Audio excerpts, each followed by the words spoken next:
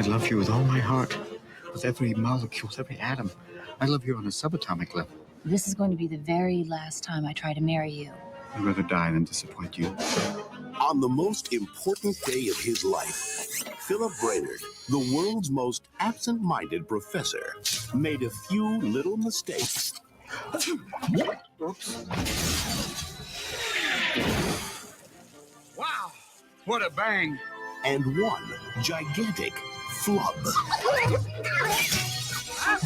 Flubber. Flubber? Sounds like baby shampoo. It's a metastable compound. If you apply a small amount of energy, it liberates an enormous quantity of energy. This definitely has applications in the field of sports. When I exit this window, the flubber will send me right back up unharmed. Are you nuts? Ta-ta, my love. Ouch. Walt Disney Pictures presents Whoa. a classic story. Oh, sorry. First-time flyer. A boy meets goo. Get him! This Thanksgiving,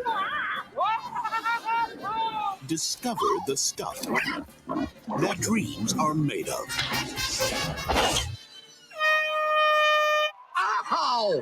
Robin Williams,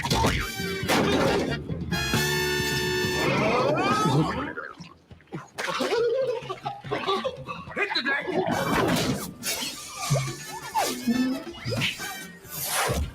It's Flubber! Flubber.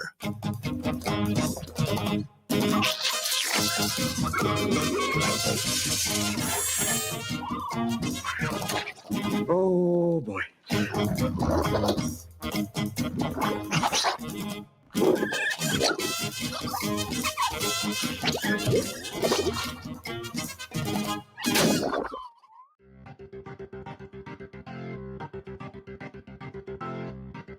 Hello, hello. I'm Katie, and this is Retromade, your pop culture rewind.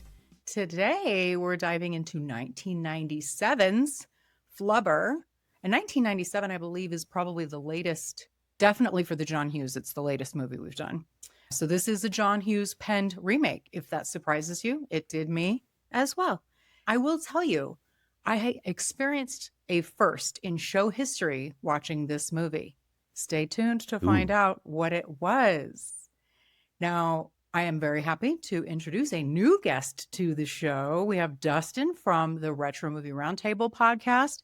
I was privileged to join Dustin and Lizzie on their show to cover Rocky from 1976, excuse me. Little movie. Anybody heard of it? So go on over there and check out that episode, as well as all of their other retro episodes.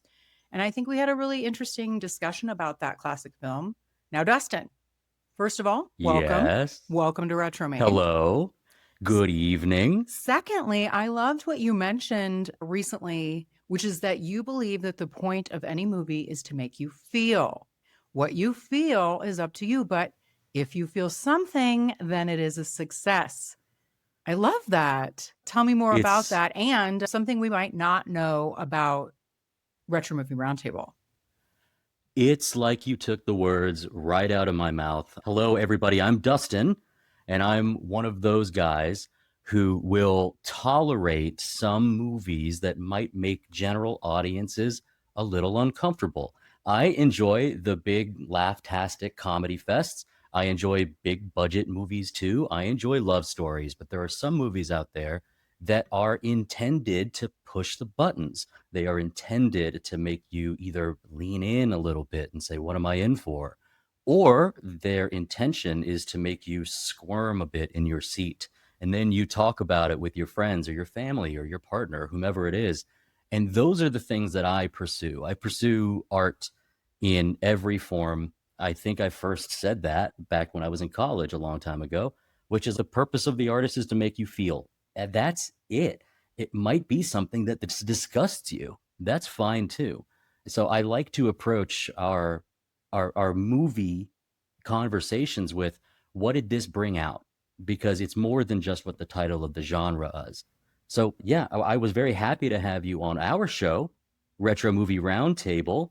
We release a weekly show. We have 5 hosts. I've been on the show since 2021. And the thing that I believe people don't know, because I've listened to a lot of other people's podcasts, I think the thing that people don't know is we don't select our movies.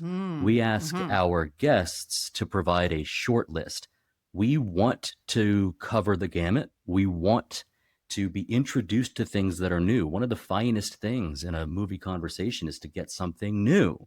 I mean, hey, we love returning to Rocky for the 100th time. I liked it. We had a good time. But it's also nice to get something brand new. And so I don't know if people know about our show that what you're getting has been curated by our guest, not by us. I love that. I love that. Yeah. And I think you guys will like the episode. You'd think that it has been covered to death, but I don't think it was. I think we had enough to say, right? Oh, we had plenty to say in our episode because we hadn't been used to saying it a lot. Right. Y'all, you definitely know that movie inside and out.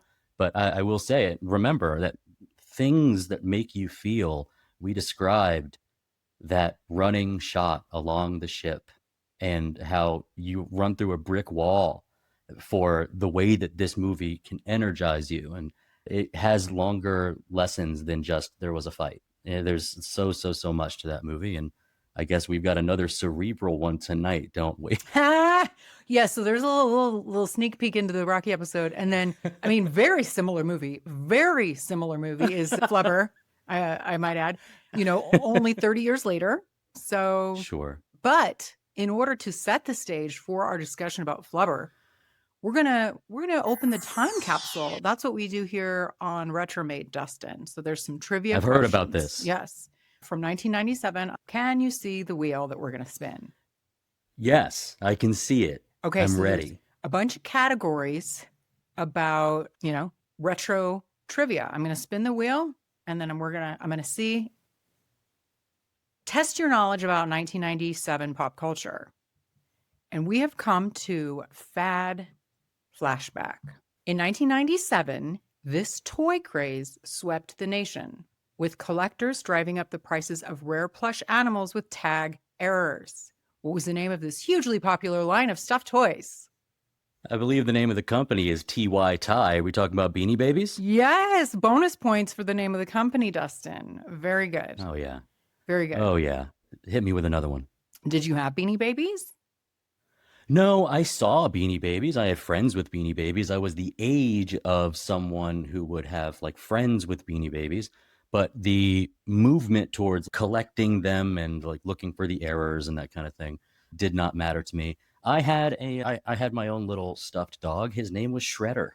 I had a handful of Beanie Babies, but again, same. I didn't care about the craze or anything. I just happened to have a couple. Do you have them anymore? I do not. No. They're making some collector very happy, or some little baby gets a little Thai Beanie Baby. Yeah, or you know what? Actually, it is highly likely that I had some when I became a young adult and started adopting dogs, and it became a dog toy. Oh, yeah. What better end of life to be given to someone, our dog, who would appreciate it so much more than we could. Exactly. All right, you're pretty good in this category. Here's another one. This virtual pet, a small egg-shaped electronic toy, was released in the U.S. in 1997 and required players to feed, play with, and care for their digital pet or risk its digital demise. What was the name of this toy? My friend Eric had one of these, and I remember not knowing how he did it, but checking in with him that he had done his thing. Are we talking about a Tamagotchi? We are. I feel like this was, in school, home ec, there'd be a class, you have to have a baby. By the time I was in high school, they had actual doll, electronic doll babies. But the old school way was either eggs or a bag of flour or something. And so sack of flour. Yeah. The Tamagotchi just seems like school, you're, I don't know. I did not have one, but you are correct. It was a Tamagotchi. Yeah, I think I know that in We're the Millers, they allude to that practice as oh, this is my summertime project to keep this thing quote unquote alive. Mhm. I remember that. I did not have that practice, but I think that would have smashed that success just like I'm smashing this trivia contest. Yeah, indeed. I did not take that class because I knew I never wanted to be a parent. So it did not matter whether I could keep an egg or a bag of flour alive. Just walk on by. Yeah. All right, last question. The release of this epic disaster film became a global cultural phenomenon in late 97, leading to a frenzy of fandom for its stars, repeated viewings, and record-breaking box office success. What was this movie? I have a feeling you are not talking about Volcano. I think you said late 97, right? Mhm. This has got to be Titanic. It's Titanic. It's Very Titanic. good. Very good. You got 3 out of 3. Let's see if you can keep it going with another category, Dustin. Okay. We have... I don't know how I'm stacking up against your other guests or against the other members of my show that have graced your podcast. Well, we're not done yet. I'll let you know. But so far, so Uh-oh. good, Dustin. The category we've landed on narrowly is boombox bangers. And this is fun because 97, I'm in high school in 97. So I know this very well, this era of music. All right, we're going to talk about the top 5 Billboard Hot 100s for the whole year. Okay, that's where we are. Okay. Firstly, before I give you any clues, do you have any guesses as to what any of these songs are without clues? I don't think so. I Okay. think clues will get me there. Maybe I can come up with some artists. I think, let me think, 97, we are looking at Backstreet Boys and 98 Degrees, but not NSYNC yet. That I know. Oh, I know okay. that we're looking at Bone Thugs and Harmony had been out for the last 2 years. Mhm. This is the year that Biggie passed. So I wonder if he shows up here. But I think I need the clues. Give me the clues and I'll get more confident. You're pretty warm. But the question is, this is the number 1 song of 1997. This song was originally a tribute to Marilyn Monroe, but rewritten in 97 as a tribute to Princess Diana. I got it. It's Candle in the Wind, Elton John. Yes. Yeah, very good. I got it. I remember that because I didn't really know who Marilyn Monroe was at that young age, but I remember hearing the news of Princess Di, and then I remember that it was a big deal for Elton John to kind of re-release this. I am surprised that it was the number 1 song, but that sympathy goes a long way. It was huge, yeah, and her death, yeah, that was probably the biggest news story. So hopefully we don't come to that category. We'll skip it if we do, because that's like the biggest news story of 97, I believe. All right, number 2 song. This massive 97 hit was the second single from this female artist's breakthrough album titled Pieces of You. What was the song and who performed it? Female I don't artist. think I know this. You do or don't? I have an idea. Okay. I have an idea. I'm going to ask you a clarifying question. Something else.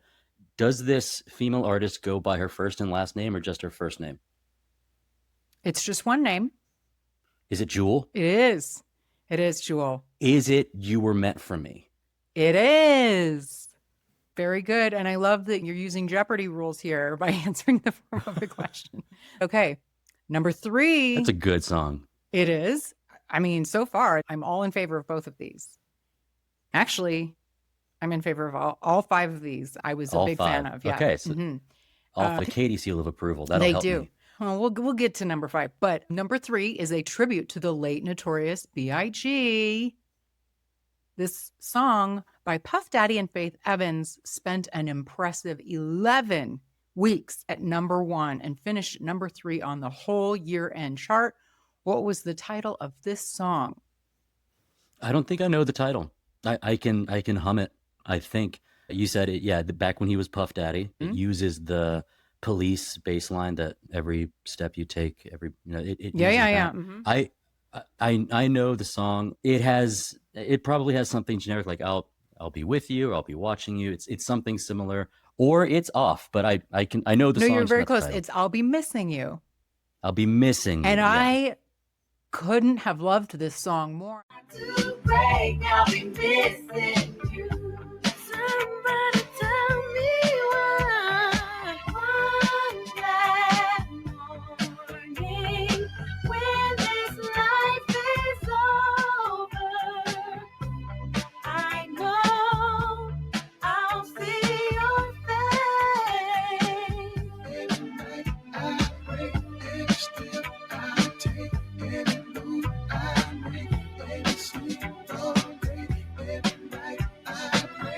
day that passes turns the day that I get closer. I can picture where I was at the time, like with just things I was doing.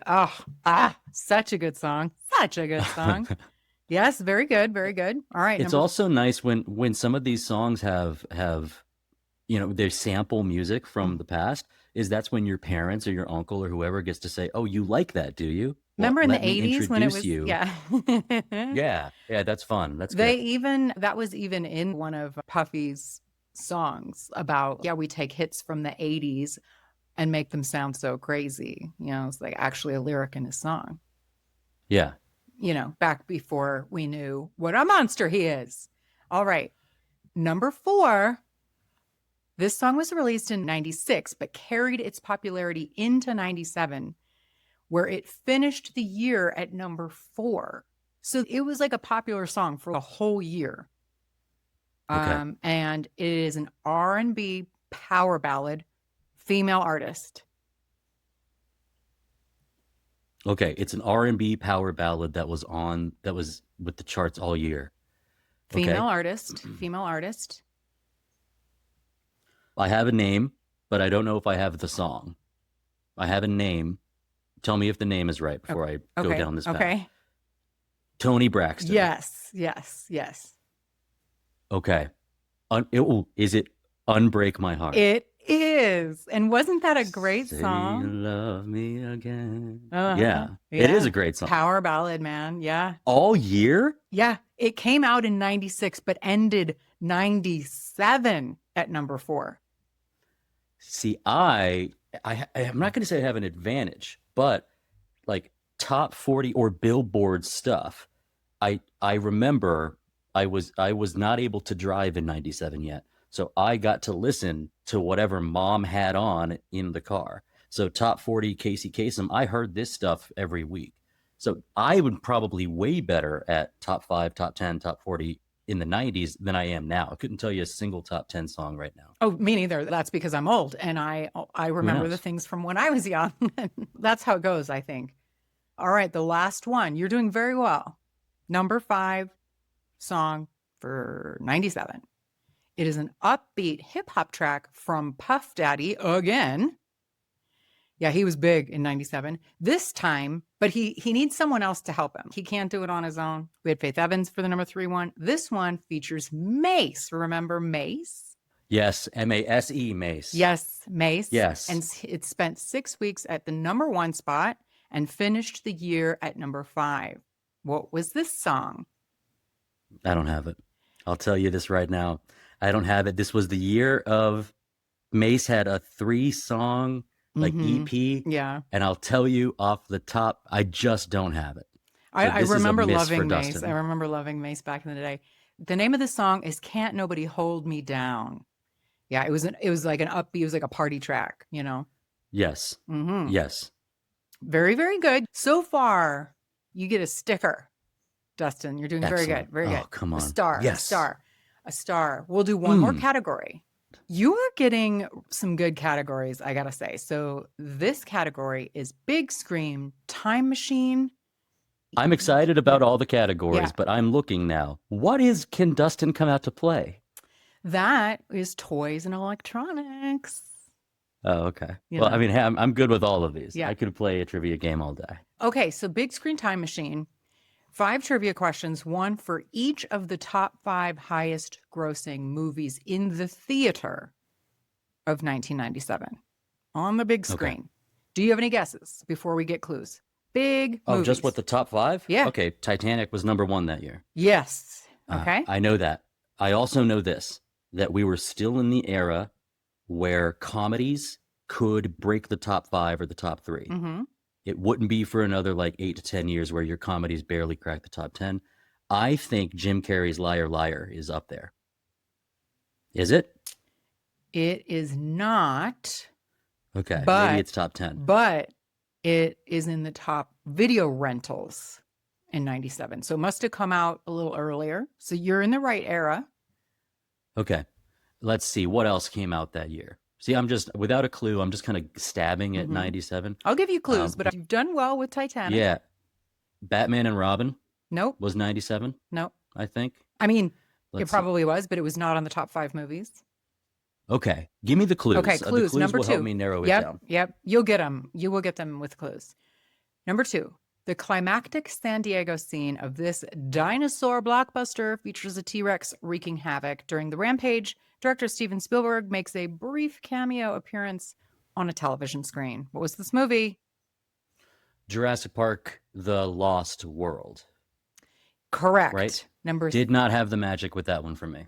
I don't recall. I conflate them all. I remember loving Jurassic Park, and then I can't remember the subsequent, which was which. Yeah. So, okay, the number 3 is a Will Smith movie because he was huge at this time.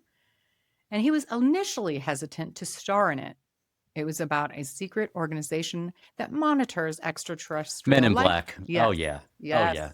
Oh, yeah. Who Men in convinced Black. him to Sorry take the cut you off. role? Any guesses? Okay, let's see. He was hesitant initially to take it. Was it a co-star of that movie? No. It's Was it a family member? It was. Yeah. Was it Jada? Yeah, which is it's just wild now to look back at them, Things have changed so much. Yeah, they really have. Since then. It's like they have and they haven't, some things. Yeah. All right. I would not have been surprised if Men in Black ended up on our music category, because that was a banger song too. It probably was in the top, 20 at least, maybe, for the year. The number 4 movie is a James Bond adventure. Tomorrow Never Dies. Easy. Yeah. Oh, wow. That's easy. I never would have gotten it because I don't know James Bond. I think I've just made my other co-hosts on my show proud. I introduced Tomorrow Never Dies to the show as a dealer's choice. I mentioned how we don't pick the movies. Well, twice a year, we do get to introduce something that we like or something we want to watch with our friends. And Tomorrow Never Dies has such a cool story, such a great couple of henchmen, and also it's got Michelle Yeoh as a very different style of Bond girl. Very cool with like the bad guy is looking to take over the world through media manipulation, kind of moving James Bond into a digital age. I really dig it. And it's got a stealth boat. Is this Pierce Brosnan? James Bond? Yeah. Okay. Right after GoldenEye. Got it. Okay. Yeah, this is one of those I'm kind of embarrassed to admit I've never seen a James Bond movie.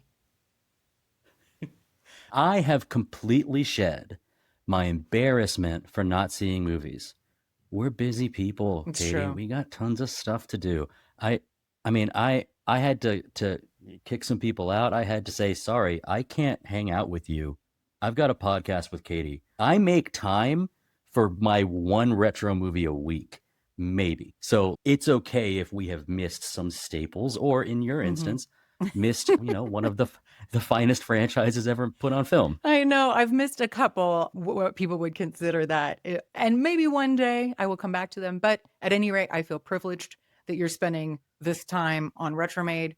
And with that, this is your final question. Last category, last question, Dustin. Number 5, movie of 1997. Originally, Kevin Costner was considered for the role of the President of the United States in this action thriller. When he was unavailable, he suggested Harrison Ford for the part. Air Force One. Yes. Did you know the Kevin Costner Harrison Ford thing? I didn't. No, I was waiting for, when you said president, I said, okay, that kind of narrows it down for me. Yes, that is, Air Force One was one that like Dad and I watched together. Okay. So like I remember. I didn't know the thing about Kevin Costner.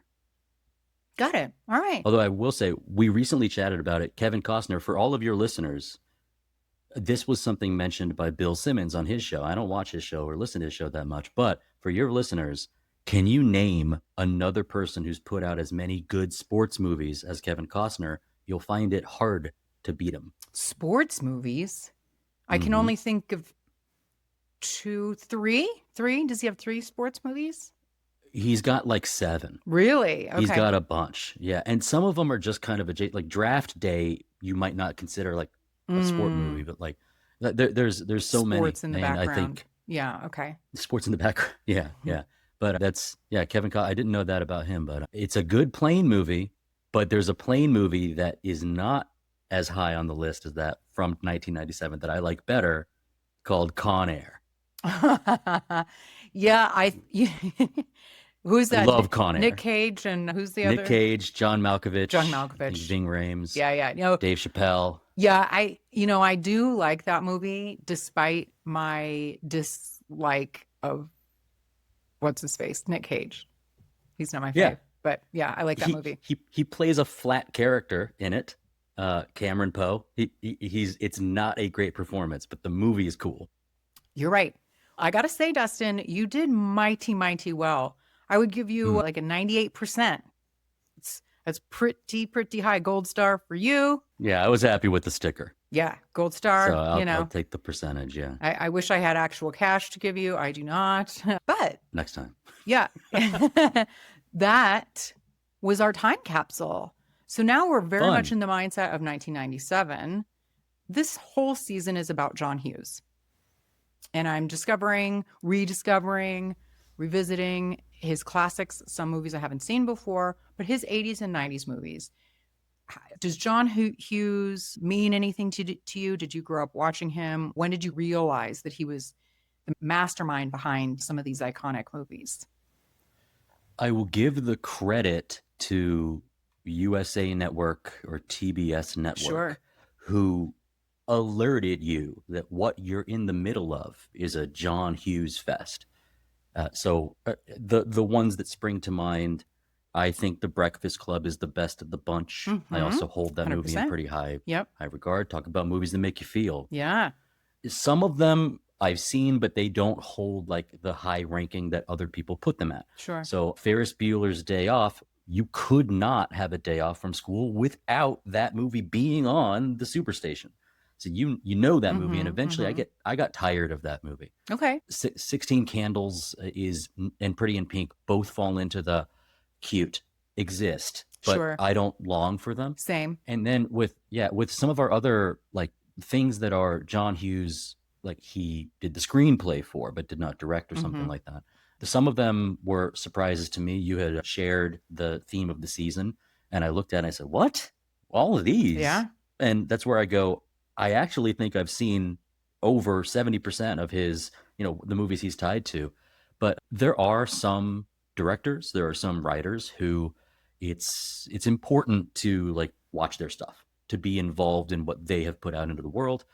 And John Hughes, I just realized I had already made that accomplishment before trying. Okay. So you were drawn to him. There was something about him, whether you were cognizant of it or not. And it wasn't, well, I think I wasn't even drawn to him yet. Yeah, you know what? You're right. Is that it was on, Weird Science was on. And then it became Anthony Michael Hall being in all of them helps. But the idea is, okay, this guy gets it. He gets this.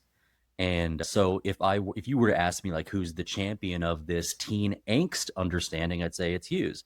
But I also, like I said, I don't go back to those frequently, except for Breakfast Club. Hold in very high regard. I was just a tad upset I was not on our episode when we covered it on our show. Oh yeah, it's really, it's hard to beat Breakfast Club, like John Hughes wise. And then it's just interesting because he was kind of the teen king, and then he morphed into kids fare, which was really, they're vastly different. Was he involved in the Home Alone movies? Did he write them or did he direct them? Wrote. Christopher Columbus, okay. I think, directed. But yeah, the Home Alone movies wrote. And same with Flubber. He didn't direct, he wrote it. So yeah. Yeah. I was surprised to see Flubber on this list. Yeah, me too. That said, shall we get into Flubber?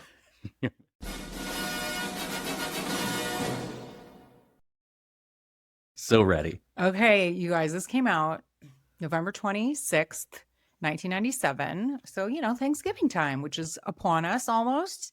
PG movie, and it's the kids' fair that I was referencing. Now, this movie is a remake, as I alluded to in the opening.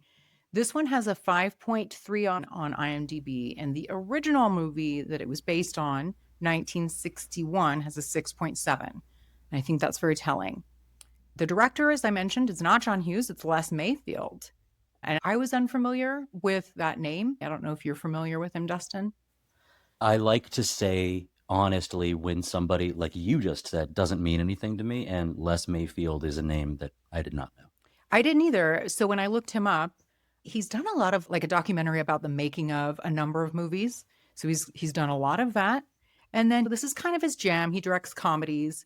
The ones you would have heard of would be like The Man, Blue Streak, and most famously probably Encino Man, which I loved. I liked Encino Man. I also liked Blue Streak. That was one of those, I think, I don't know when it came out, but I watched it around the year 2000.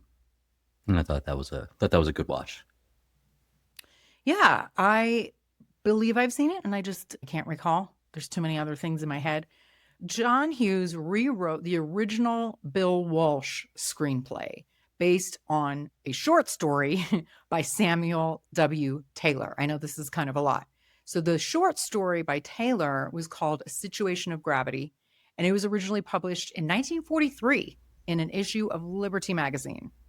And Walsh, who wrote the screenplay based on that short story in 1961, he gets credit for this movie because he wrote the original screenplay on which this was a redo. It's a mouthful. I feel like I'm not saying it all correctly. But while he died in 1975, he did receive a posthumous credit. Are you familiar with either Bill Walsh or Samuel W. Taylor? I feel so privileged to be on this show, and my other co-hosts will be jealous of what I'm about to say. I spent time preparing for Flubber. I love it. By specifically going back and watching The Absent-Minded Professor. Did you? I was going to ask you if you've seen it. Okay. I wasn't going to. And if you would have said, Dustin, you've got to prepare hard for a movie. Which one are you going to spend an extra 2 hours on watching a movie from? It would not have been Flubber. You would have given me 100 guesses. I wouldn't have said, I really need to do a deep dive into Flubber. But I did. And it was worth it. And I don't want to talk too much about that 1961 version of The Absent-Minded Professor until we start talking about some details of this movie that when I had questions upon revisiting Flubber, I said, maybe there's a reason why. Yep. Great points, because you are aware of this, Dustin, but listeners, this was my first viewing of Flubber. I imagine a high school girl not wanting to go see this type of movie. So it missed me. And so I watched it the other night, and several times I wondered how it compared to the original. So I'm glad that you have that knowledge. But really quickly, the actual subject matter, I thought was just strange. It was like a short story and then a screenplay based on that. And then this was remade. So Samuel Taylor is from Provo, Utah, which tracks because he is a descendant of John Taylor, who apparently is the former president of the Church of Jesus Christ of Latter-day Saints, aka Mormons, right? I feel like who's from Utah that's not, seemingly. All of you who are not, if you live in Utah and are not Mormon, please let me know.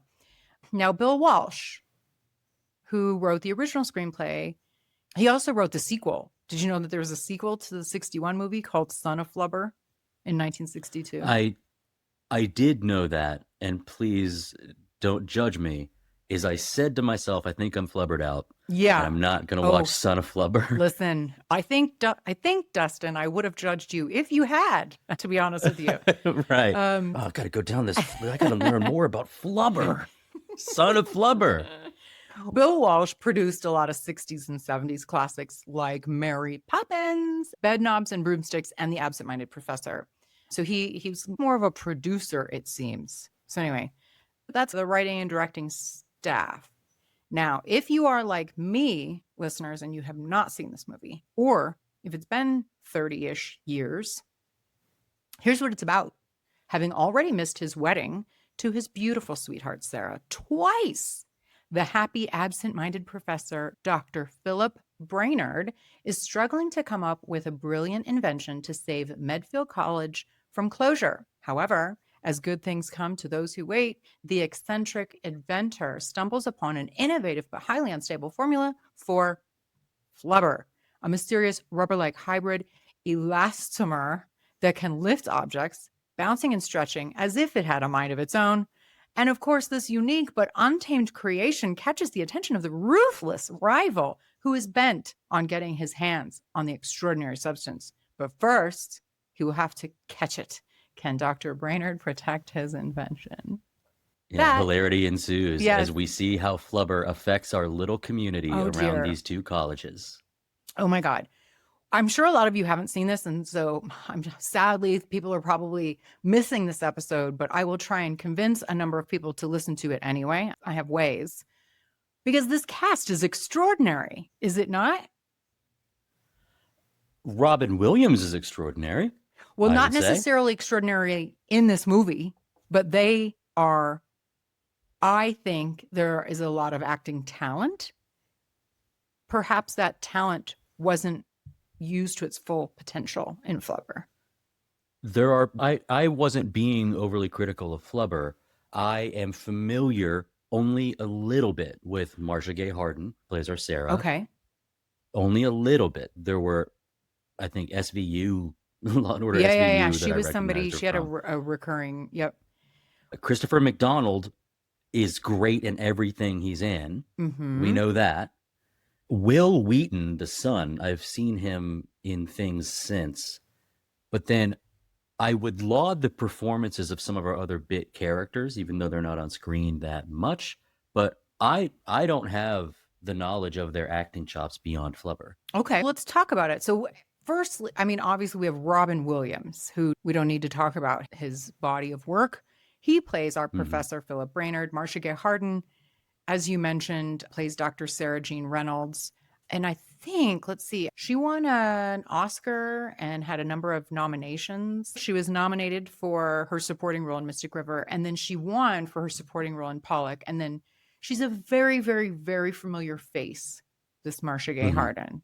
And then, like you said, Christopher McDonald, he's trying to get the girl, his old. So he and Professor, I'm going to use their real names. Robin. I'm going to say Robin. Mr. Steal Your Girl. Yeah, he is Mr. Steal, trying to. He says it out loud. Yeah. That's what I'm I steal your ideas and I'm going to try and steal your girl, which, to be honest, Robin's kind of sucking at being a fiance here, I got to say. Yes. But We'll anyway, have to so get into Christopher that. McDonald plays Wilson Croft, who is Robin's former partner and is the nemesis, shall we say. He was in the Happy Gilmore movies as Shooter McGavin. Yeah. But then Thelma and Louise, he plays Thelma's shitty husband, Daryl. Yeah. He just has such a face. And then one of the popular shows in 97 was Veronica's Closet with Kirstie Alley. And I had heard of it. I didn't watch. Yeah. I did really like it, but I don't think it lasted very long. But it was popular during its run. He was a regular playing a character named Bryce in that. So that's Christopher McDonald for sure. He is also, remember, I'm the guy that kind of leans into the movies that some people don't particularly love. Requiem for a Dream. Are you a fan or no? I have no opinion because I can't recall. I know I've seen it, but I can't recall anything of it. Yeah, it is one where some people would say, well, then you're lucky, because it is a movie that puts suffering and it puts anguish front and center. And it's artistically done, but he plays a character. I think his name is Tappy. He plays like a infomercial, fast talking, like selling you audio tapes. That tracks, yeah. And he's so good at playing slimy that he personifies it. Even if the character wasn't written well, he pulls it off so great. Yeah, I can believe it. We'll get into what I feel about this character. There's a character named Chester Honecker.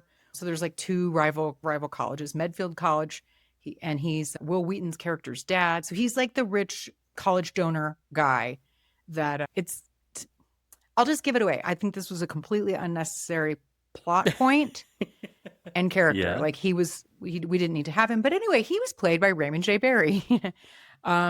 He has over 100 movie TV credits, including The Ref and Training Day, but he does appear to be more of a stage actor. So I wasn't super familiar with him, Raymond J. Barry. I think you look at him and he's not got a single white hair out of place. He looks like he sleeps in that suit because he's comfortable in it. And I think he portrays a subtle power that you then go, why are we trying to add this weight, this heaviness like this heavy character with henchmen to this seemingly children's movie. Did we need it? And we can play around with that later. Mm-hmm. So speaking of his henchmen, now I love here. The pro column here is their names are Smith and Wesson, and I think that's fun. It's very good. They're played by Clancy Brown and Ted Levine. So Smith is Clancy Brown, and I don't know why. I feel like that's an author. Who am I thinking of? Like a famous You're thinking author. of Tom Clancy. Okay, maybe. I don't know. Yeah. But Clancy Brown is an extremely familiar face. This dude has 351 acting credits. 351. A lot of it is voice work. He does a lot of voice work. But I would say he's most known. You will recognize him, his face, from playing Captain Hadley in The Shawshank Redemption and Kurgan in Highlander. Those are probably his most like well-known roles.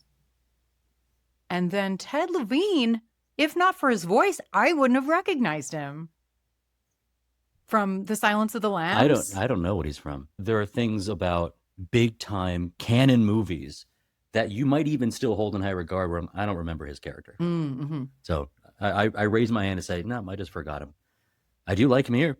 We talked about him last season because he was in The Next of Kin with our everyman Patrick Swayze, but he is most known for playing, I forget the character's name, but the weird guy that's holding the woman hostage. Oh, he's Buffalo Bob. Buffalo Bill. Buffalo Bill. Buffalo Bill. Yeah, Buffalo Bill. Yeah. Oh, yeah. Yeah. Goodbye horses. Yeah. Okay. Mhm. So that's where I go. I just so wrote that off as, no, I don't remember him. I don't remember. I But think of he course looks you remember different. him. He looks like shorter and stubbier in this, but his voice is what gets you, I think, when you hear his voice. Yeah.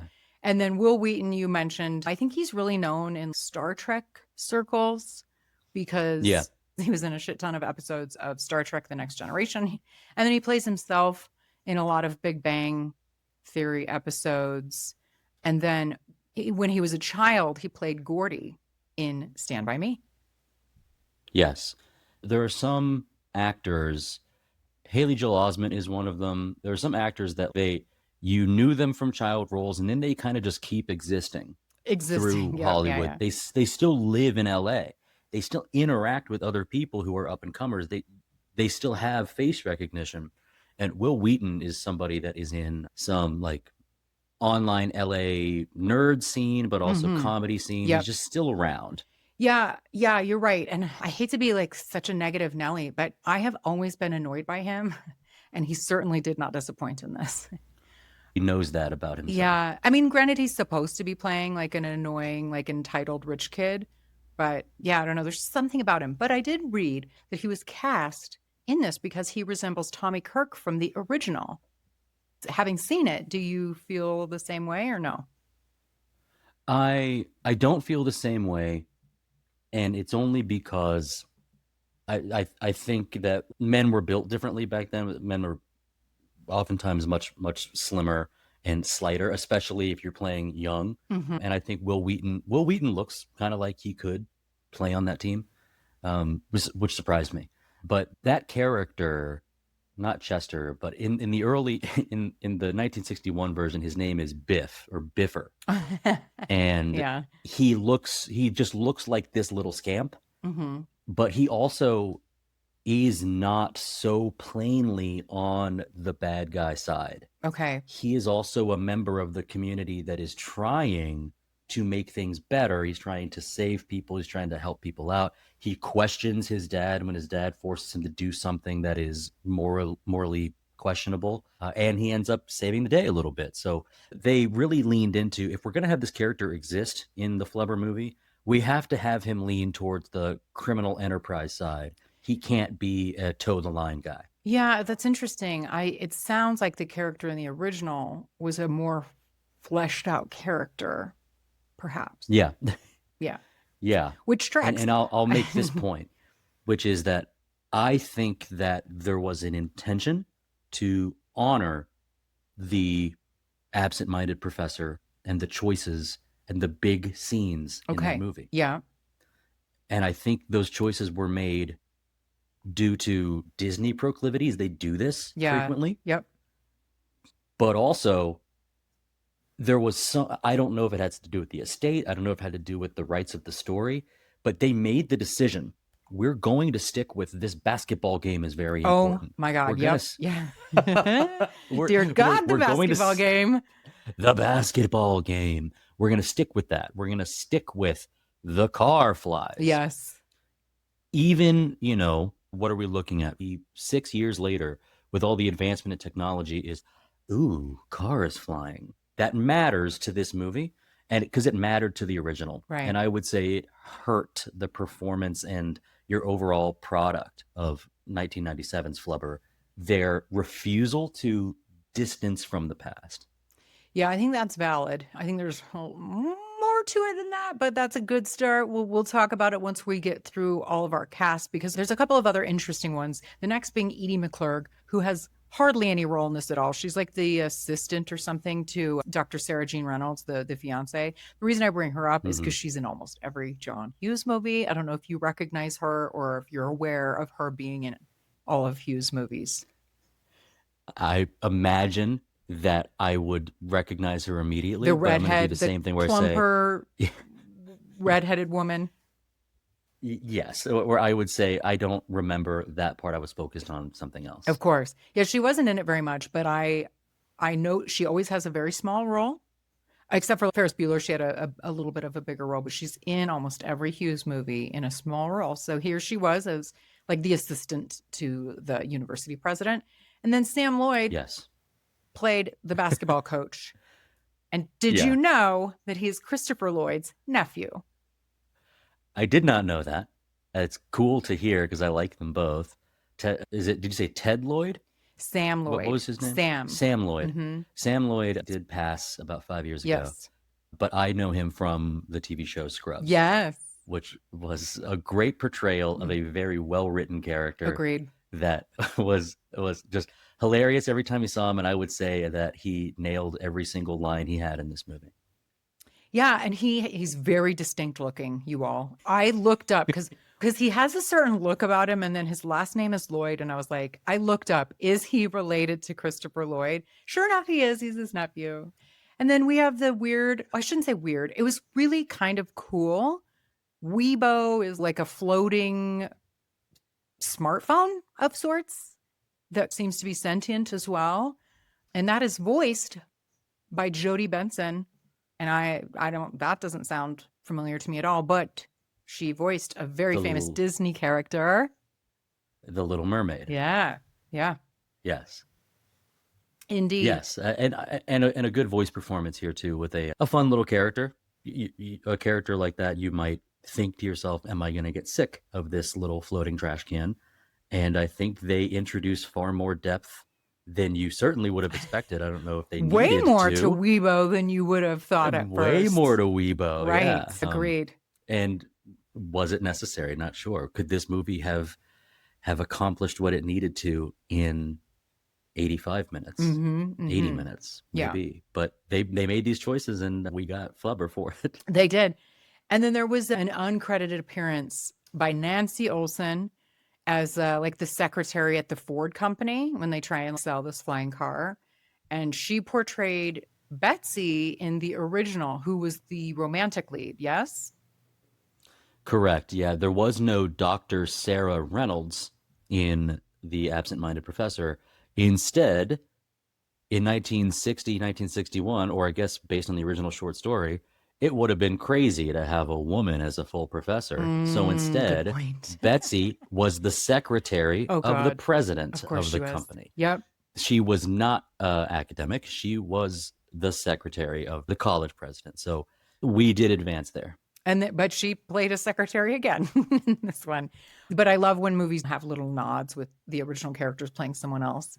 And then lastly, I was really, I guess I shouldn't be surprised because I think there was a lot of like the cast members, I think were pretty talented in their own right. And then we put them all together and we could have had something really spectacular. And then add that with Danny Elfman doing the music. I mean, a really big hitter in scores and compositions for TV and movies and stuff. Did you know that he Maybe I'm like the last person to know this, but I didn't realize that he was originally the lead for Oingo Boingo. Yeah. Yeah, Oingo Boingo. He's a talented musician in his own right, but he's also, I think when I've listened to Oingo Boingo, it was, I felt like, it's kind of experimental, and it makes sense that your lead is a extremely talented savant when it comes to orchestration, but none of their music I ever enjoyed. I remember specifically looking at a playlist of Talking Heads, Oingo Boingo, Porno for Pyros, 10,000 Maniacs, and I was just like, this was all introduced to me like by my dad, and I was like, Dad, I like a lot of your stuff, but I don't really dig this. Maybe it deserves a second chance, but you're on the money. Danny Elfman is a top 3 composer for me. There are many that deserve to be on that Mount Rushmore. I don't think anyone would argue against John Williams. I don't think anyone would argue against Hans Zimmer. Oh, Hans Zimmer. I think he's my favorite. Yes. I don't think anyone would go against, who else am I thinking of? Alan Silvestri. Let's think of Lord of the Rings. Yeah, there's Howard Shore. Number, yeah. But Danny Elfman has so many great ones, including being involved with another Robin Williams flick. I think he did both.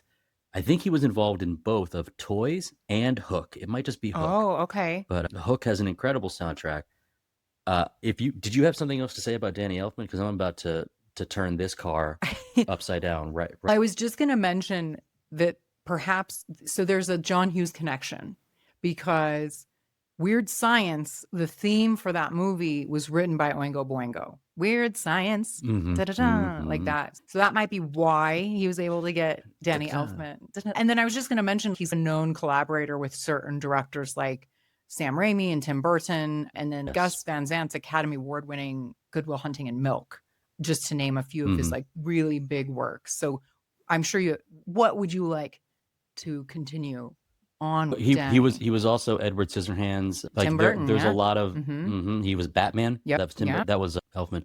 But here's the other thing about it is, because I've been exposed to how great he can be and has been, I found the soundtrack to this movie to be workmanlike. Yeah. To be game manager. Like, I'm the second string quarterback. I will hand the ball off a billion times. I found this to be like, it exists, right? Breakfast machine music.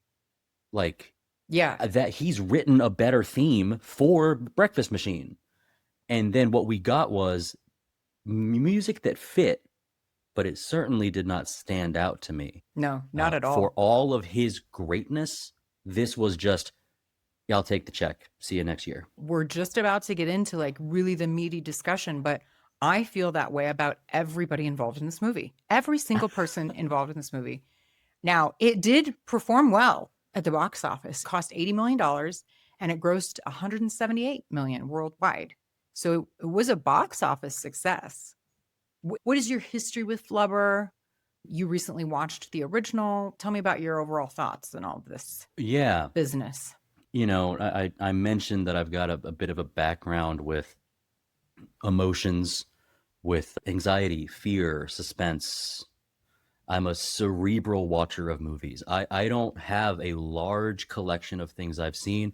I've completely cut myself off from some things. Fast and Furious does not matter to me at all. Never seen a single one. I had stopped watching every Marvel movie right before Ant-Man. I can easily cut myself off from stuff that I've been there, done that. So I like things that are new, and I like things that make you think. And I like I said, I like to come in really cerebral. So of course, what better movie for you to have me on for cerebral discussion than Flubber? Right. Hey, you really picked gets it. us. I have something to say about that, actually. No, I did pick it. You're right, I did pick it. But I said, how am I going to approach this movie with searching for themes? Let me unravel some mysteries. What are we looking for as far as like beneath the surface? Because on the surface, this is, to me, a kid's movie. I saw it when I was a kid.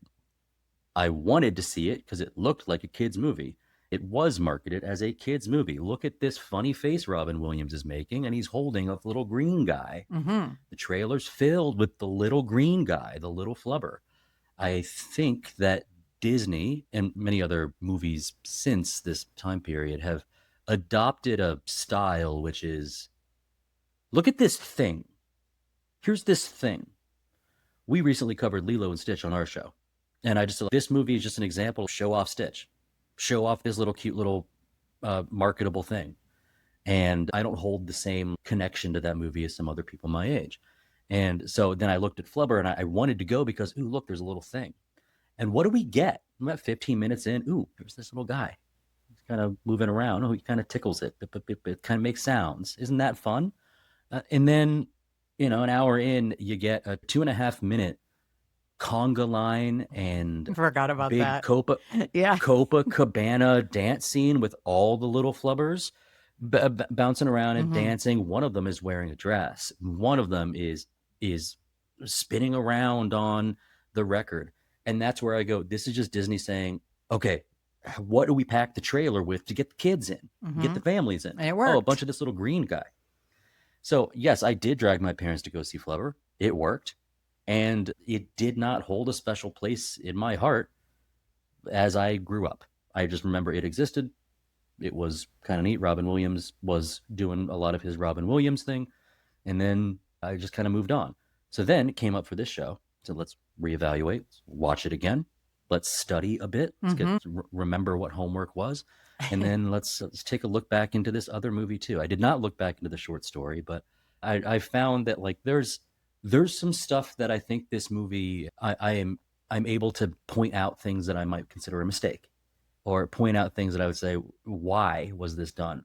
And there are other things that I think are cute, is how I'll put it. Like it does not surprise me that it did a good success in the box office, but it certainly to me doesn't hold a candle to any of the other Disney films that have become, heart canon for us. Right. Because it doesn't meet the mark. It exists, but it's just not quite there. Yeah, it's interesting hearing you talk because you're right. They marketed it in such a way. I feel like it was almost bait and switch because yes, it made money, but I would clearly with the IMDb rating, no one holds this in high regard, and I think we've come to expect more from Disney. Now, I will say I generally am not, I struggle with kids' movies that I didn't grow up watching, and therefore there was no nostalgia. Revisiting now, I can be like, well, yeah, it's got its problems now, but I grew up loving it, even if it wasn't that great. So because of that, I really, really tried to, or I like to think that I tried to be open-minded with Flubber. And I got to say, we started off very promising, in my opinion, with the opening credits. I was like, hey, that's creative, using like the formulas and the science and math. Chemistry. Equations math. and stuff like that. And so that's the credits. And I'm like, okay, well, that's cute. There's some effort put in here. And then the opening scene really had vibes of Honey, I Shrunk the Kids. We're seeing who this person is that we're about to be introduced to with all of his inventions and his, experiments and stuff like that. And that was all great. But that's where it ended for me. Spoiler alert, you guys. Like that was the best part of the movie. And I started rolling my eyes immediately when I'm learning that this dude is incapable of going to his own wedding 3 effing times to a president, the president of a university. He's got a flying computer that follows him around everywhere. And I know she has a crush on him. We'll get to that. But I know this is a kid's movie, but I started rolling my eyes. Then we get to the Flubber, the green slime. I'm like, great. We get to it pretty quickly, 15 minutes. Yeah. We're there. So that's good, I guess. But like, is it a slime that can be separated and sprayed onto things? And then when it's put back together, it's like one of those, what do you call it? Gizmo, a mogwai. It like seemed like a mogwai. Is like it had. We'd be lucky to get a mogwai or a gremlin in this. It had a personality and a voice like Gizmo. Like it was sort of trying. So I'm like, is this a living creature? Or is this slime? Because It tried to toe the line of both, and my brain was like, no, no with this. It failed at this endeavor. The thing that it needed to do was get butts in seats. It did. The movie is not about Flubber, the little guy. The movie is about this hero, our Phil Brainerd, who has a quality about him that is not one that could potentially be a redeeming one later. Right. Being forgetful, based on the story, The Absent-Minded Professor, being forgetful is not the thing that ends up saving the day for you ever. It can't. Right. So him being a bad fiance, him missing his wedding, him creating a rival because his childhood or his university friend, Wilson, who was working alongside him, stole his ideas because he was too absent-minded to ever do anything with it. You could have saved the world or improved humanity 3, 4, 5, 6 times, but you didn't because you couldn't remember. Great point. And he's mean about it, but he's right. If you don't do anything with your science, what's the point? And so while Robin Williams is a father to a whole generation and is a meaningful actor to many, myself and Lizzie, a co-host of mine, like we hold him in such high regard. Dr. Phil Brainerd is not. He is absent-minded. He's, I guess you could say, a little bit like not self-absorbed, but like too absorbed. Right. And the things he's accomplished, automating his house, cool. We've seen it before, but cool that he does. Right. Creating Weibo. Creating Weibo. He even explains later, I don't know how I did it, because he forgot. Creating, very clever name, the other robot. Remember that robot's name? Yeah, what was it again? Weber. Weibo and Weber? Because Weber is the style of grill that its base is. Yes. It's a Weber grill. I like it. I forgot. Making nice those touch. is great. It's a nice touch. There's cleverness in this movie that gets overlooked by the overall Yes, because I stupidity of- overlooked that completely because I was so annoyed with this movie. This movie annoys you, and it can annoy many. I found myself annoyed. So are we really rooting for this guy to get what he wants? He's failed so much. And in fact, when you look at a Christopher McDonald character, we say the guy's such a slime ball. But then you realize he could be way worse. Great. Yeah, Instead, he wasn't that bad. Yeah. I'm glad you said it, because that's what I was going to say. He wasn't that bad. He doesn't force his way into her house. He accepts when he is told hey, it's time for you to go, and he leaves. She's the one that offers about buying dinner. Like he's already been in a position where he's like, I'm interested in the person you're interested in.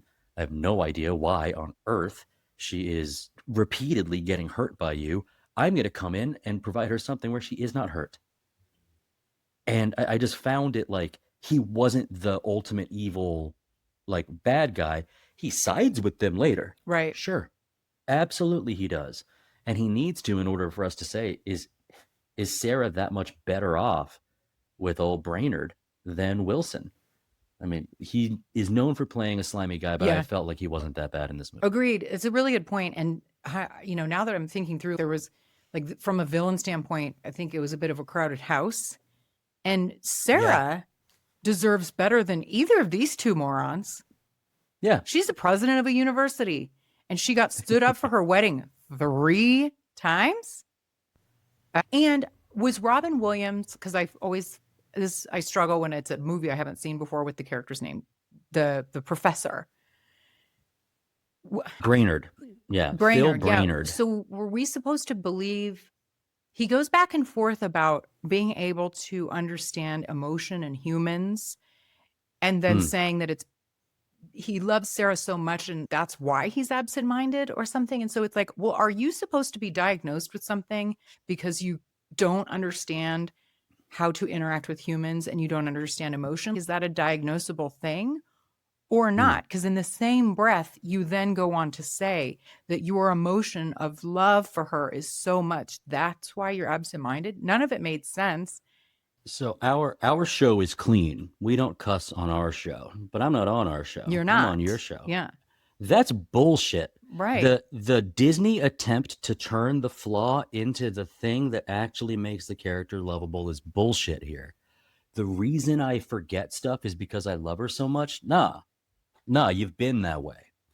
And when you hurt someone like that, you got to learn from it.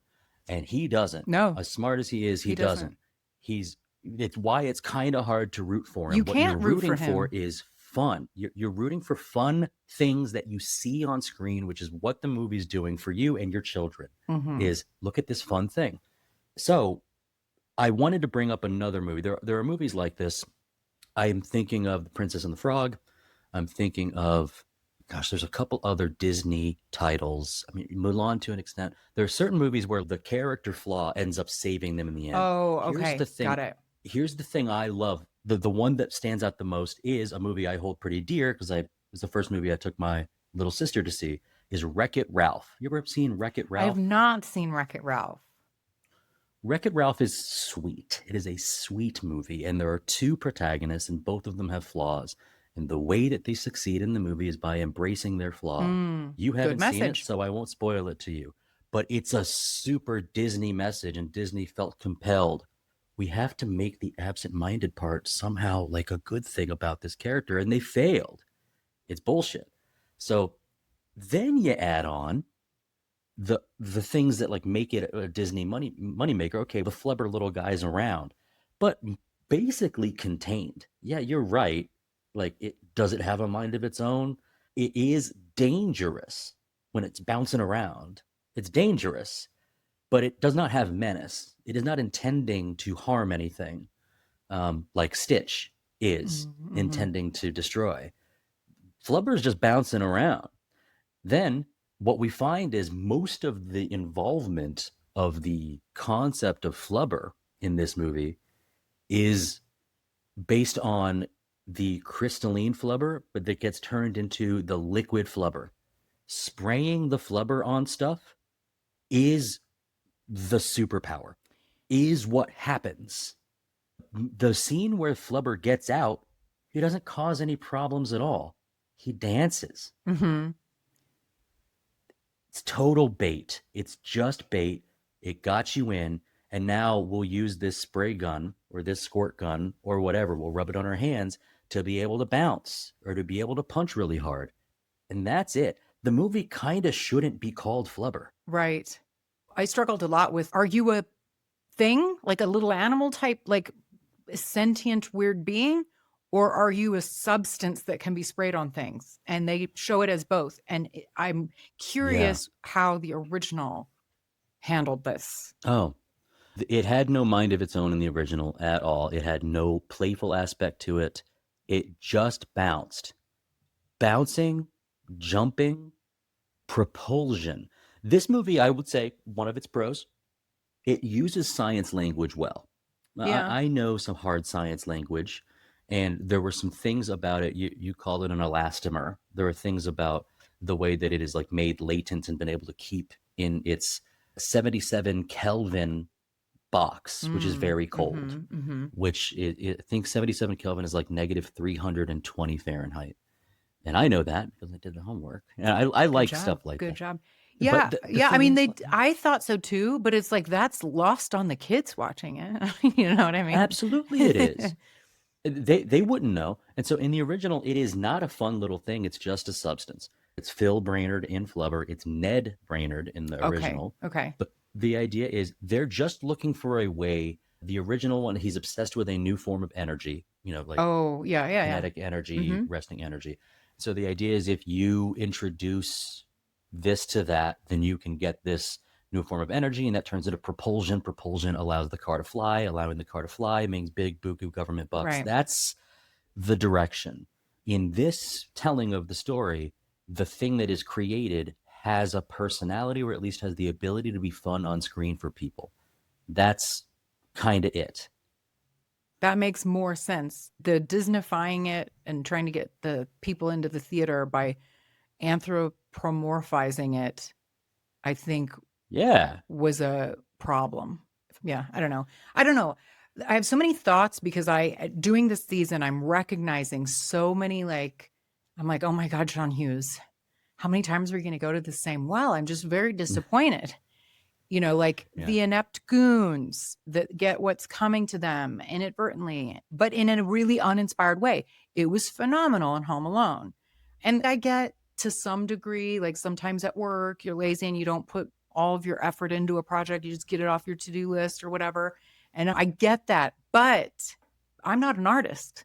I expect more from Hollywood. I feel cheated when Hollywood, they turn in their homework half-assed, like the morning of or something. That's what this kind of felt like. And it I guess it showed me that even like a very talented writer, as we see John Hughes in something like The Breakfast Club, when you go back to the well so often, and I'll get into some of the examples by what I mean with the well, it was just, I think this was supposed to be like a magical, fun little romp.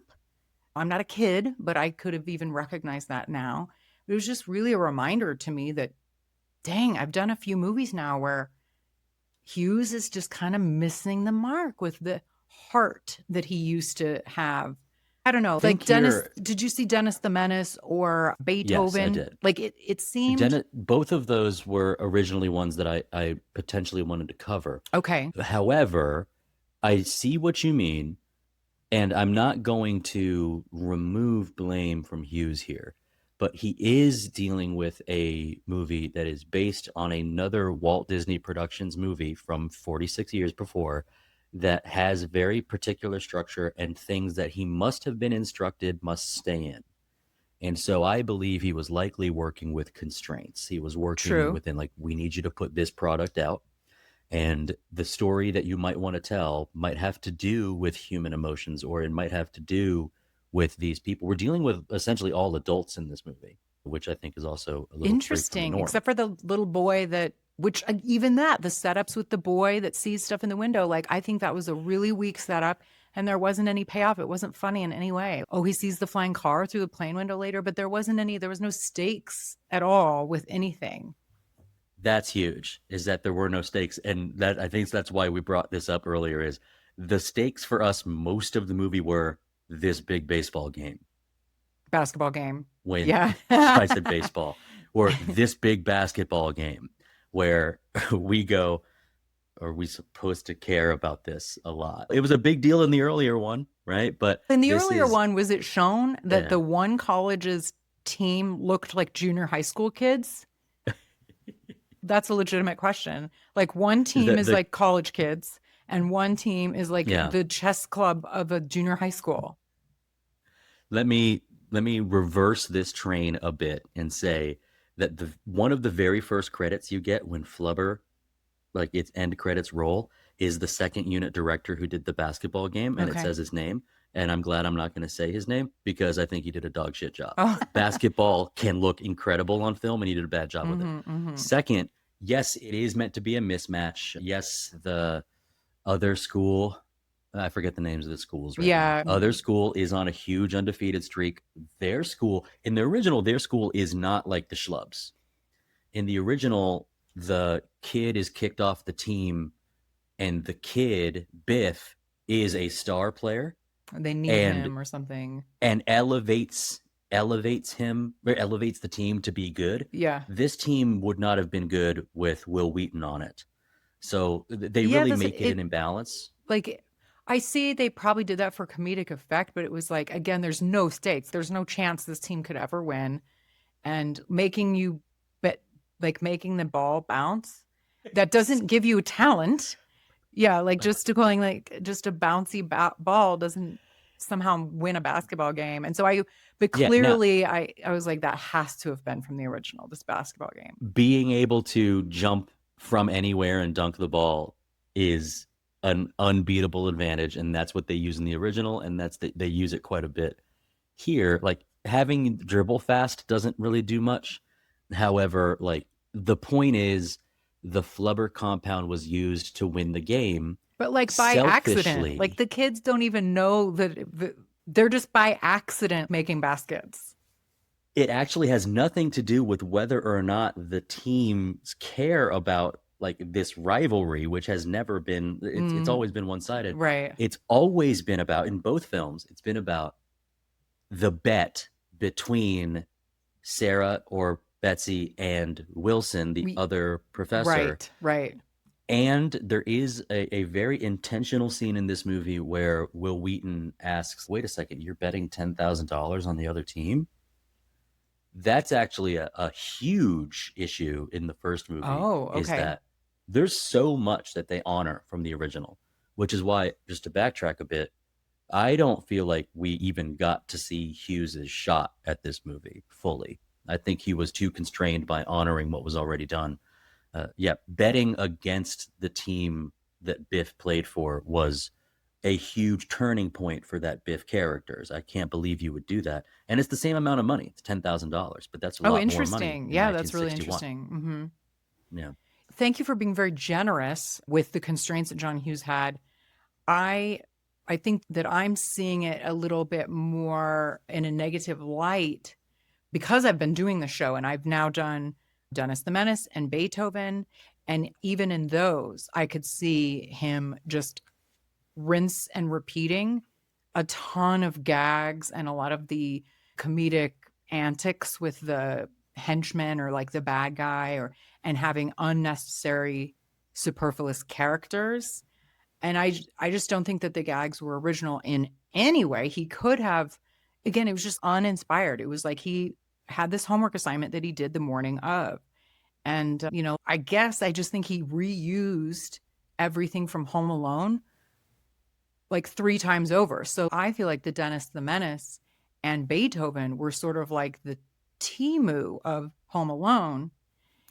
And that Flubber is the Sheehan version of that. Like it's so far removed.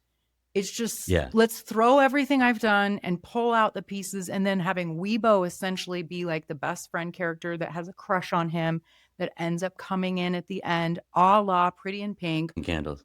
That too. Pretty in Pink, 16 Candles, and Some Kind of Wonderful. It's like, John Hughes, come on. I didn't laugh once. I didn't even chuckle. I laughed once. I tell you what I laughed at. Yes, please do. Before I get on that very point. Curious.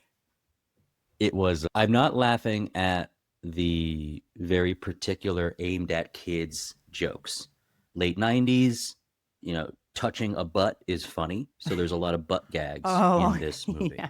I don't laugh at that stuff. That's right. Being bonked by a golf ball or a bowling ball. First of all, that dude's dead. Yeah, and that's what I mean. Like those were just reused, but in an uninspired way. But Home Alone nails it. Exactly. Like the torch on the head, like they nail it. Exactly. So well. It was brilliant in Home Alone. Yes. So I'm not laughing at that stuff. When I want to make a little niece or nephew or like a friend's kid like laugh, I'll take something soft and bonk, and that makes children laugh because that's the point. Children love, especially babies, love repetition. They recognize it. I recognize that as funny. And so that's funny. Bouncing, falling, pratfalls. Oh, that's funny. I like that. I like that when Bugs Bunny does it. I like it when 90s cartoon Rugrat does it. I like it. I like it when anybody does it. Oh my gosh, the person in a business suit just fell down. That's great. Like we get that, right? What I laughed at in this movie was after the bonking scene, they get back and they're getting dressed down by Chester, the big bad boss. And he asks what happened. And they describe it. He goes, "Were you guys drinking?" And they go, "No." He goes, "Were you guys drinking?" And he goes, "Oh, I had 2 beers with dinner," and he had a white wine. It's so innocuous. Yeah, because that's the like tiny bit of adult that's humor what you say. Or something. Yeah, that's what you say if you're pulled over. Yeah, I had a glass of wine. With dinner. Yeah, for sure. I did laugh at that. I laughed at that one. I thought that was pretty good. That's fair. And I'm a guy that's generally critical of alcoholic humor. I thought that was good. But yeah, I think we were talking about John Hughes. You said I was being generous, and I was. Is that I'm just trying to say like, why I think what we're trying to do is get around to the point is, why did this movie fail on so many fronts? And it's because there was a purpose. It failed on cinematic fronts, and it made more than double its money. Mission accomplished. Yeah, I mean, so Which is unfair, they maybe, don't care. but- I mean, and that's why, and this is why I'm cynical of a lot of big budget. It's like there was enough marketing, like a really good movie just doesn't do well at the box office because A, nobody knows about it. There are a lot of reasons that can happen. It wasn't marketed, whatever. And then some movies that are fairly, meaning like they are really good movies and existing on their own merit, will gain a cult following later. Whereas this, I put in we're clearly just trying to make a buck. Just another movie. I don't know, man. Well, let's also look at the timing when it comes to digital animation. The same, when I watched that little like dance sequence with the flubbers bouncing around, I was expecting it starts with dance, but then Flubber's going to get out and make a mess and destroy something or hurt someone or whatever. Right. But that doesn't happen. It's just what I did is I Googled immediately. I said, you know what this is? This is a Chips Ahoy commercial. Do you remember the Chips Ahoy commercials? That's so funny that you say that. Yeah. Cookies flying around, big balloon that says 1,000 chips delicious comes through, and it's the big band music. It's sing, sing, sing. That's what we got, was a 2.5-minute Chips Ahoy commercial in the middle of this for a product that doesn't exist, for Flubber. Get excited about Flubber. And that just kind of exists. But what I learned was that Chips Ahoy commercial was Pixar. Oh, really? So we were right around the time where, look what we can do. You know what you had in 1961? A little wet-looking brown rubber ball. That's what Flubber was. It did not animate. It just bounced. That's what Flubber is. Flying rubber. It bounces. Right. That's all it is. So they said, but what if we turn this technology into, now Flubber is fun. People will get excited about Flubber. People will have fun with this thing. Maybe we can sell Nickelodeon GAC or whatever. And someone said, this is $1 million idea. Go run with it. And it worked. So that's where it worked for the business. For sure. But are we happy about our product? I think we've come into it, an hour in, we're not happy with Flubber. Because and I know there's a difference between Disney live action and Disney animation, but movies 50 years before this, I was more impressed with. It's not really about, I hear your point about sometimes there's new technology and look how cool this is, but clearly even using the old brown Flubber from the original, that's a better quality movie, which shows in its vastly different IMDb rating. Disney is known for its heart, its big music numbers, and really evoking emotion. And this was a Disney movie that, to your coming full circle on movies should make you feel. This made me feel nothing. I was bored to tears. This was the first movie in show history that I thought was a chore to get through. I'm like, when is this going to be over? Nothing about it was even remotely amusing. I hated this movie. I love this new budding friendship that we've guested on each other's shows. And I think we get along pretty good. Hey, here's a list of these movies I want to cover on this season. Okay, here are the 3 I want to do. Those have already been picked, is what you told me. So, okay, here are the next 5 I want to do. All of those have been picked too. I said, okay, Flubber it is. And we said, high five, let's do it. You'd never seen it. I knew what it was. But I love that we get to kind of add as a little asterisk to this journey that our podcasts are on to Flubber sucks. Don't watch it. And it was such a talented cast too. And I even thought Marcia Gay Harden looked lovely in this, like a young Marcia Gay Harden. But they put her in schoolmarm outfits to make her like asexual. I'm like, can't you make her look like a woman? I don't know. Come on. They just failed at every point, everything that I was hoping for. But anyways, I think Flubber might have invented a few technologies though that we now know, right? Like a Roomba like smartphones, like whatever Weibo was, AI, even sentient Would AI. would we have smartphones today if it weren't for the concepts introduced in Flubber? Flubber, e-scooters. Yeah, he rides his little scooter. Yeah. Yeah, I remembered the So Danny Elfman also did the music for Pee Wee's Big Adventure. And Yes, he Pee Wee did. Yes, he Herman in did. his Yep. house. Uh-huh. Pee Wee Herman in his house has a breakfast machine, and that's an incredible 2.5 minute score. And we didn't even get our best from Elfman. We got our worst from Elfman. No. So it's like the musical number, yeah. I was like, when's this going to be I over? know. I'm not entertained. I know. And I was worried, Dustin, because I can't remember. There was a way that you said something about, and maybe you were being facetious. You were like, you're in for a treat. And then I was like, oh my God, is he going to be mad? I was like, does he love this movie? And I'm going to shit all over it.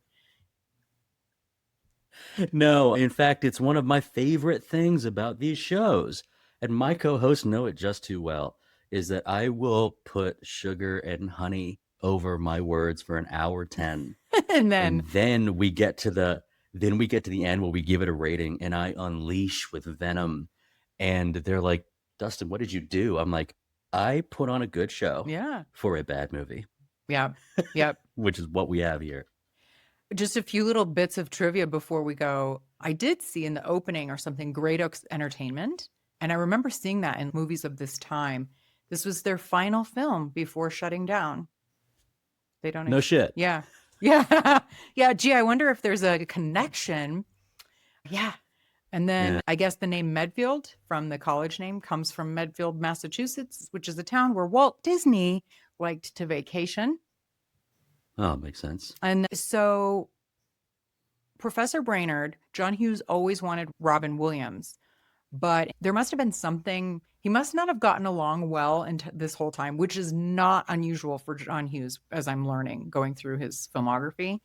I read as soon as John Hughes made peace with the Walt Disney Company, he immediately cast Williams in the lead, but he had lined up some other choices in case he didn't get his way. And that included Christopher Lloyd, Jeff Goldblum, John Lithgow, Tim Allen, Jerry Seinfeld, John Goodman, and Sir Patrick Stewart. Can you see any of those being a better Professor Brainerd? The last 4 or 5, no. Will you read the first 3 again? Christopher Lloyd, yes, because he's done the Back to the Future. Yeah. Goldblum, John Lithgow. Yes. Tim Allen, Jerry Seinfeld, John Goodman. No. Patrick Stewart. Yeah. No to those, but Lithgow only because I think the world needs more Lithgow. Yes, I love him so much. Yeah. He's brilliant. And this is where, like, we were also right around this time of The Nutty Professor as well, and followed up by The Clumps. Is that there's this like idea of how do you make stuffy academic fun, and it's been done a lot, and making them bumbling idiots somehow. Yeah. I don't know if any of them are really classics, but they exist. And so seeing Christopher Lloyd, I think that would be fun. Maybe there's some other casting choices that could have been fun as well. This is something that I think is important about Robin Williams. You're going to get an amount of Robin Williams no matter what. This character of Brainerd is either fully on like Asperger's, I cannot interact, normal things do not, like I have uncomfortability interacting with you one-on-one, or he is eclectic, eccentric. He is fun, like kind of wacky professor. Right.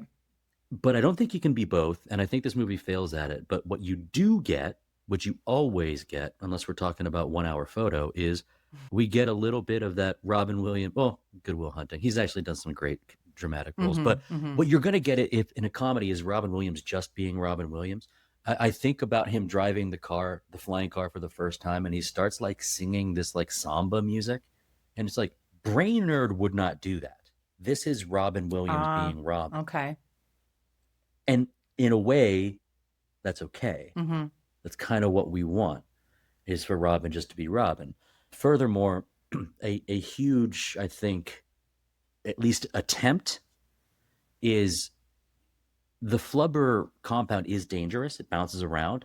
And so there's a lot of things breaking, and it does require a very strenuous, I think, physical performance from Robin Williams. He's very good at physical comedy. Yeah. One that, now that I say it, I don't think Christopher Lloyd could probably do in the same way. But like, Robin Williams is forced to kick and jump and dive and do a lot of things that are fun. And he's, I think, always, the way I look at him, he's like deceptively in good shape. Kind of like Steve Carell is deceptively in good shape. That's a great way of putting it. Yeah. Mm-hmm. Because Robin Williams is too. And I think the movie that solidified that was Hook. He's in good shape to do some subtle stunt work in there, or at least to seem like he's not at the age that he was. Right. 1 Hour Photo came out 10 years after this. Robin Williams is not a young pup. Mm-hmm. Mm-hmm. Yeah. Yeah.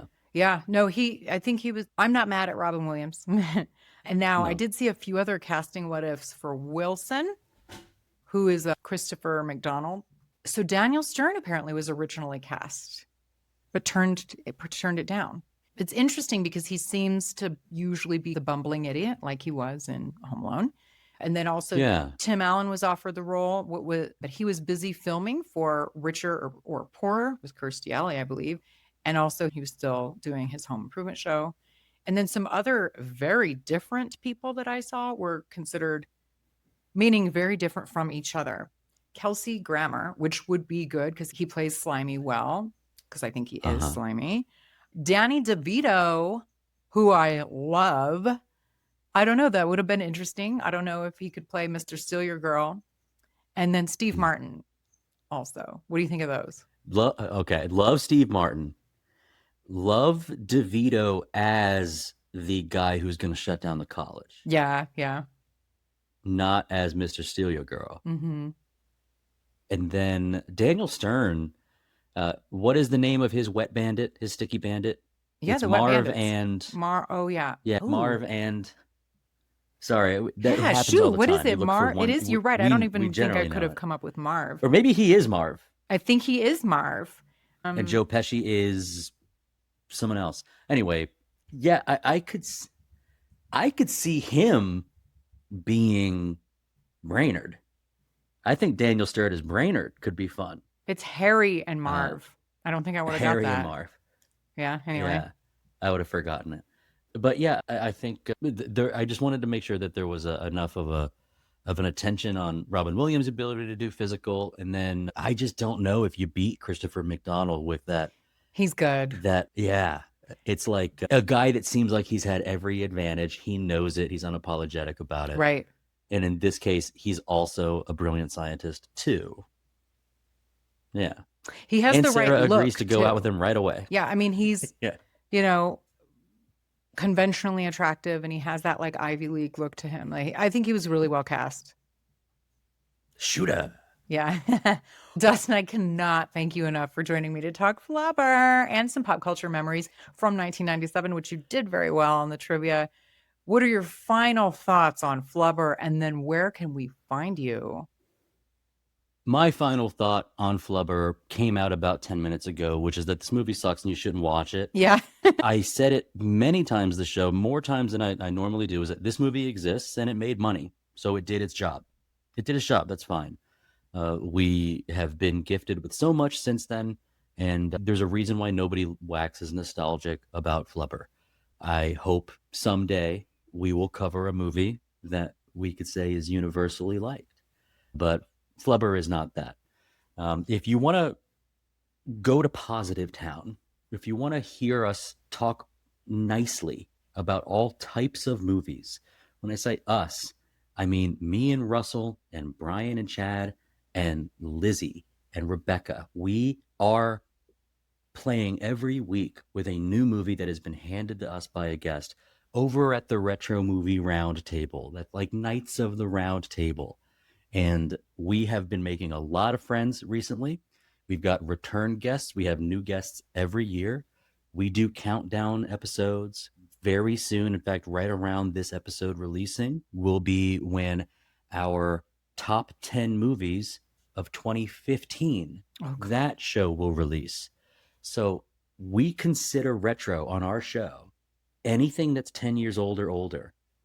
which makes you feel a little old. Yeah, it sometimes. does. Yeah, yeah.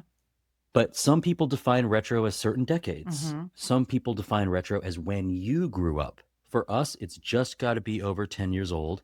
And so every year is the new retro. A 2015 movie is now 10 years old. Sorry, guys. And now we're going to look back at the top 10 of that. So we've got a lot of fun over there, and we generally talk positive until I get a hold on a movie, and then I'll really let it have it. Yeah, gosh, please go listen to the folks over at Retro Movie Roundtable. It's very similar, but yes, you're right. I can be pretty critical over here when it's due, but I also give praise where it's due, but just not for Flubber. But that is it for Flubber, a movie that should have been full of bounce, but instead left me slogging through what was honestly the first real chore to watch for the podcast. If you made it through this episode, you probably had more fun than I did watching the movie. So for doing that for you folks, please rate or review Retromade on whichever platform you are listening. And, if you're watching on YouTube, thumbs it up and or comment pretty please. And until next time, be kind, rewind.